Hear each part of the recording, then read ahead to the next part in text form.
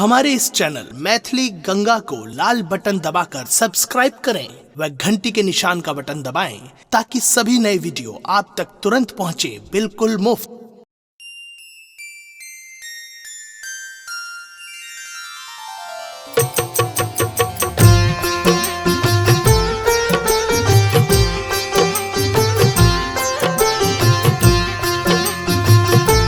अपने सुन रहल छी गंगा कैसेट के प्रस्तुति।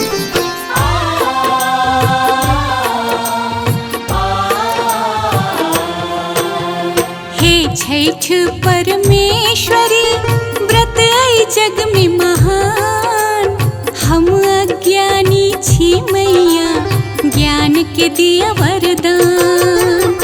आस लगौने ठार छी जल में हाथ जोड़, जल्दी उगो है दीनानाथ दर्शन दिया ने मोर।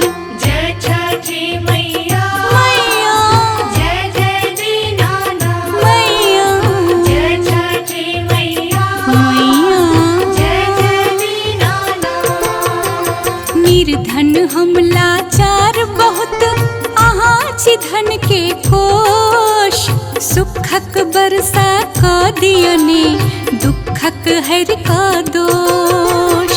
ऐ जीवन के छठ मैया लागल ग्रहण घन घोर, डगमग डोलै नाव हमर हम भक्तिन कमजोर।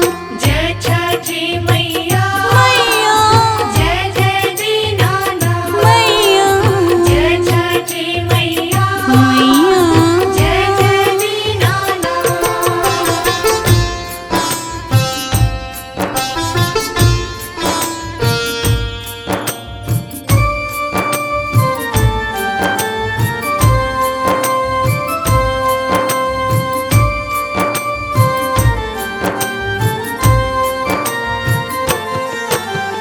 महासुखदाई छठ के व्रत करैय कष्ट के अंत।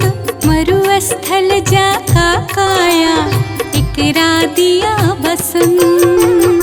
हे दिन कर दीनानाथ दियो ने भाग जगाए, हम दुखियारिन अबला पर होइयो ने सहाय। जय छठी मैया मैया जय जय दीनानाथ मैया जय छठी मैया मैया जय जय दीनानाथ।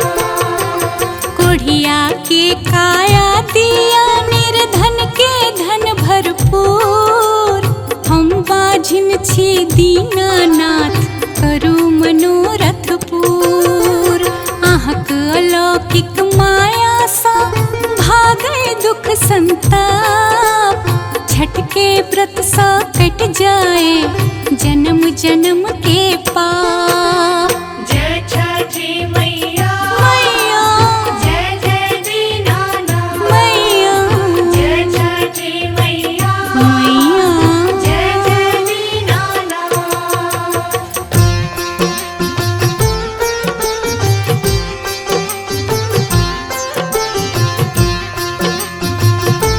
अपने सुन रहल छी गंगा कैसेट के प्रस्तुति।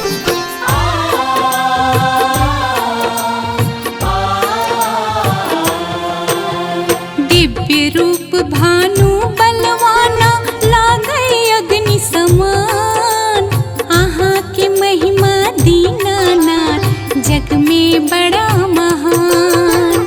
सूर्य देव के सुमिरन सा भय के होइया नाश।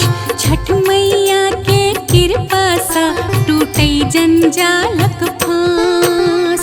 जय छठी मैया मैया जय जय दीनानाथ मैया जय छठी मैया मैया जय जय दीनानाथ। फल फूल मेवा नारियल और लेने कुसियार, अर्घ चढ़ेलौं दीनानाथ करियौ ने स्वीकार। हे छठ परमेश्वरी व्रत आई जग में महान, हम अज्ञानी छी मैया ज्ञान के के दिया वरदान। जय छठी मैया मैया जय जय दीनानाथ मैया जय छठी मैया मैया जय जय दीनानाथ। हमारे इस चैनल मैथिली गंगा को लाल बटन दबाकर सब्सक्राइब करें व घंटी के निशान का बटन दबाएं ताकि सभी नए वीडियो आप तक तुरंत पहुंचे बिल्कुल मुफ्त।